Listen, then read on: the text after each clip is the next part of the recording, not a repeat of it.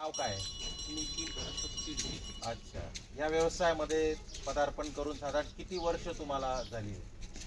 20 ते 21 वर्ष झाले.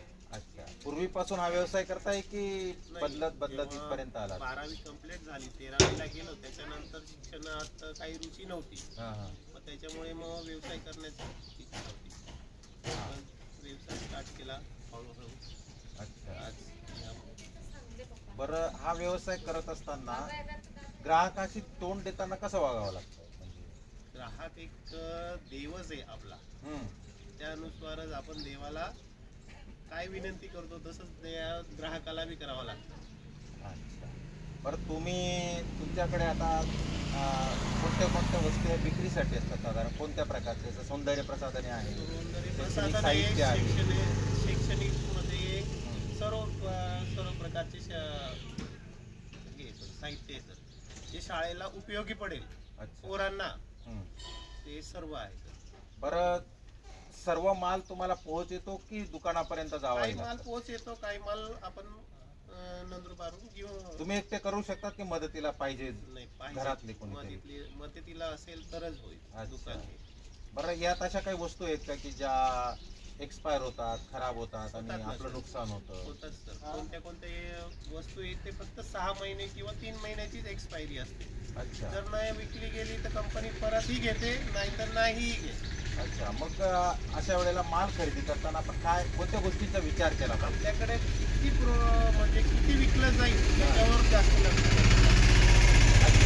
किती विक्री होऊ शकते एवढीच आणायची.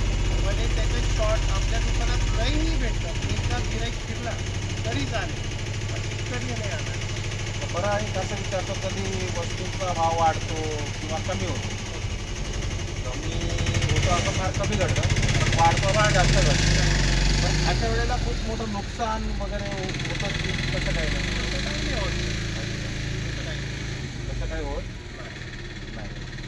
आत्ता या पोझिशनला साधारण किती भांडवल तुम्ही गुंतवलं असेल एक अंदाजी आत्ता? मग त्यांनी 3 लाख रुपये. 3 लाख रुपये.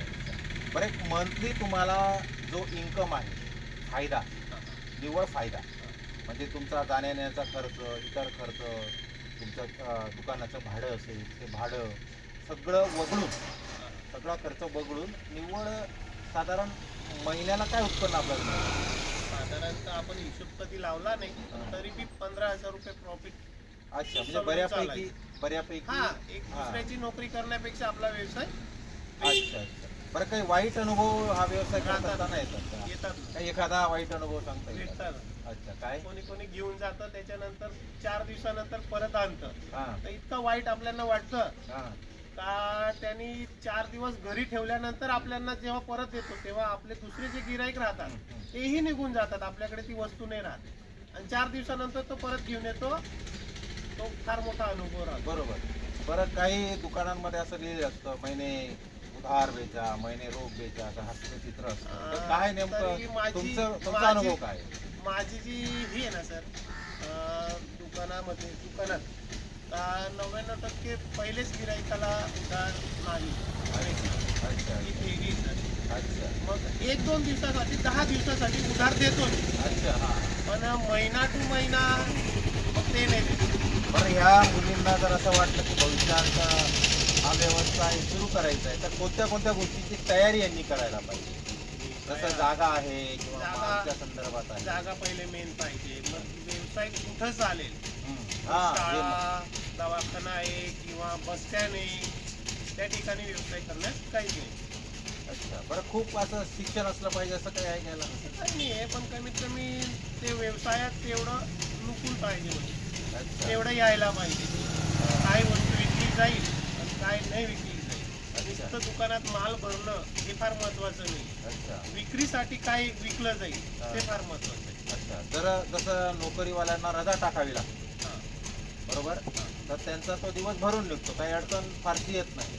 तर तुम्हाला असा अनुभव येतो का की 1-2 दिवस दुकान बंद राहिलं तर नंतर व्यवसायावर परिणाम होतो का? माझ्या अनुसार तर नोकरीवाला फक्त अर्ज ठेवून चालला जातो, पण व्यवसायात फार मोठा नुकसान होतो.